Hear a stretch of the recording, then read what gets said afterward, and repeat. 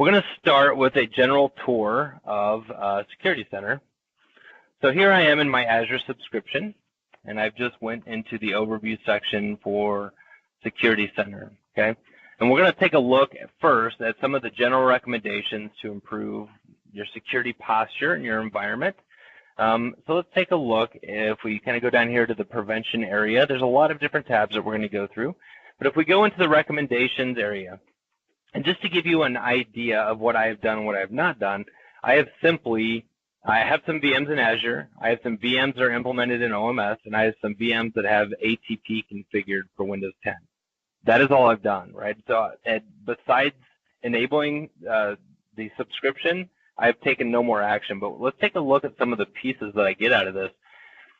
And so if we take a look at endpoint, the example that I brought up during the presentation, so endpoint protection is not installed in some Azure VMs. If I click on here, I can see that I have 2 VMs. And from this section here, I can install that on my 2 VMs. Now, this was a Azure-based Windows 10 box that I had put together. And so it's an IaaS component, so it has not got the endpoint protection installed or configured, so I can install on those VMs.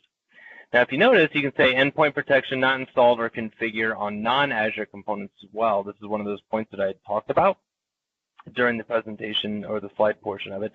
And you can see that that's in a different workspace name, and it's in my demo, which those machines are not that important, so we're not going to dive into that, but it does show on-prem machines when you go into that location there.